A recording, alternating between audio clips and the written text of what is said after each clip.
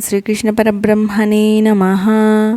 శ్రీమద్ భగవద్గీత విభూతి యోగము అధ్యాయము 10 శ్లోకము 25. మహర్షీణాం భృగురహం గిరామస్మేకమక్షరం యజ్ఞానాం జపయజ్ఞోస్మి స్థావరాణాం హిమాలయః.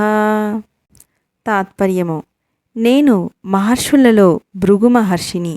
వాక్కులలో ఏకాక్షరమగు ప్రణవమును, ఓంకారమును, యజ్ఞములలో జపయజ్ఞమును, స్థిర పదార్థములలో హిమాలయ పర్వతమును అయి ఉన్నాను.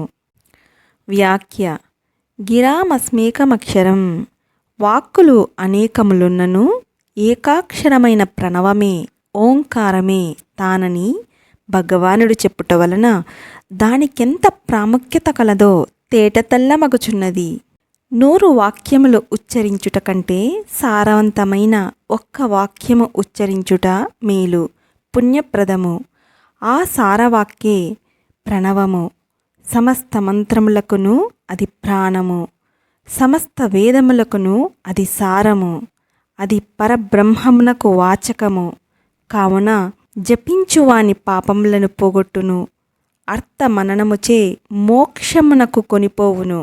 కనుకనే సమస్త వేదములు, శాస్త్రములు ఈ ప్రణవమును గూర్చి విశేషించి చెప్పినవి. ఈ ప్రకారముగా వాక్కులన్నింటిలోనూ అది సారభూతమగుట వలన వ్యర్థములగు ప్రాపంచిక వాక్కులయందు కాలమును వృథా చేయక దివ్య రూపమై సాక్షాత్ భగవత్స్వరూపమై అలరు ఈ ఏకాక్షరమును, ప్రణవమును ఉచ్చరించుట, భావించుట శ్రేయస్కరము. యజ్ఞానాం జపయజ్ఞోస్మి. యజ్ఞములలో తాను జపయజ్ఞమని శ్రీకృష్ణ పరమాత్మ నుడివిరి. దీనిని బట్టి జపమునకు ఎట్టి మహత్యము కలదో విదితమగుచున్నది.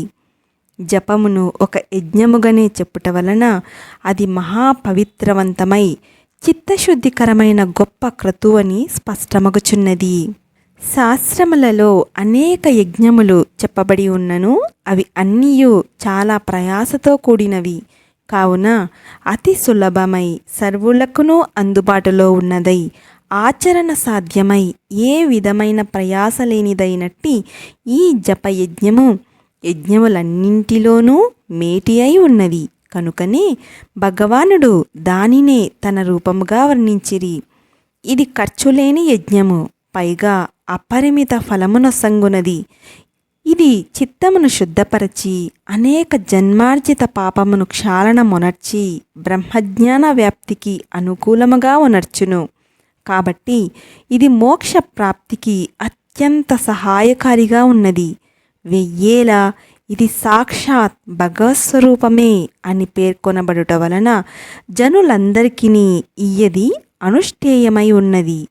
హరి ఓం తత్సత్. శ్రీకృష్ణార్పణమస్తు.